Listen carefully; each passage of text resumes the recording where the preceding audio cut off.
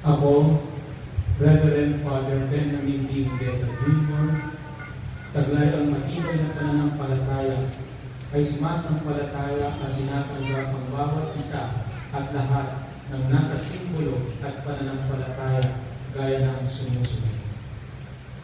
Sumasampalataya ako sa isang Diyos Amang mapangyarihan sa lahat na may gawa ng langit at lupa, ng lahat ng nakikita at di nakikita. Sumasampalataya ako sa isang Panginoong Jesucristo, buktong na anak ng Diyos, nagmula sa Ama bago pa nagsimula ang panahon. Diyos, buhat sa Diyos, liwanag buhat sa liwanag. Diyos na totoo, buhat sa Diyos na totoo. Hindi anak, hindi nilikha, kaisa sapagkat Diyos sa Ama. Sa pamamagitan niya ay nilikha ang lahat na dahil sa ating mga tao at sa ating kaligtasan ay nanaog buhat sa langit. Nagkatawang tao siya, dalang ng Espiritu Santo kay Mariang Birhen at naging tao. Ipinago sa krus dahil sa atin, sa ilalim ng kapangyarihan ni Poncio Pilato, naghirap, namatay at inilibing. Muling nabuhay sa ikatlong araw ayon sa kasulatan, umakyat sa langit, naluluklok sa kanan ng Ama. Pariritong muling puspos ang kaluwalhatian upang hukuman ang mga buhay at mga patay, at ang kaharian niya'y walang hanggan. Sumasampalataya ako sa Espiritu Santo, Panginoon at nagbibigay buhay, na nanggagaling sa Ama at sa Anak, na sinasamba at niluluwalhating kasama ng Ama at ng Anak, nagsasalita sa pamamagitan ng mga propeta. Sumasampalataya ako sa isang iglesyang banal, katolika at apostolika. Kinikilala ko ang isang binyag sa ikapagpapatawad ng mga kasalanan. Hinihintay ko ang muling pagkabuhay ng nangamatay at ang buhay na walang hanggan. Amen.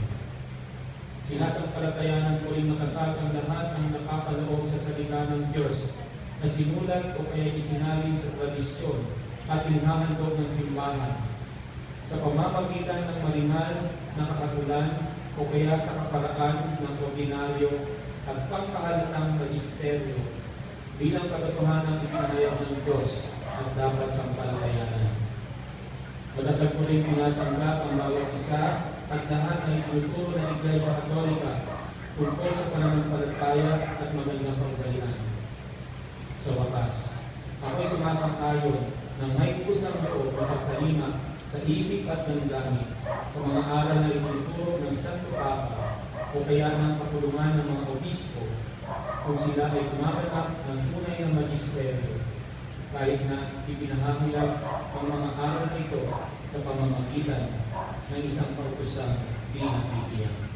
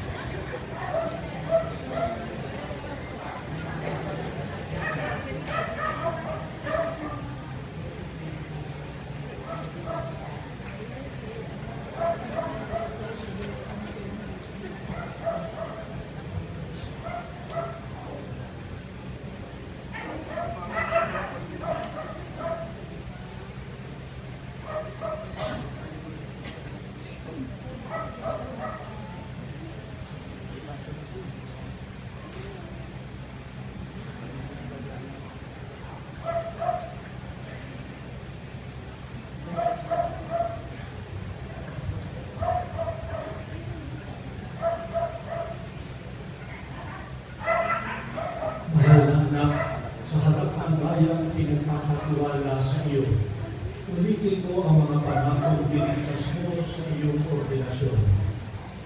Nangangako ka ba na sa tulong ng Espiritu Santo ay gagawin mong mabuti ang iyong tungkulin bilang katanganin at kasama ng Kristo sa pangangalaga sa kawan ng Panginoon?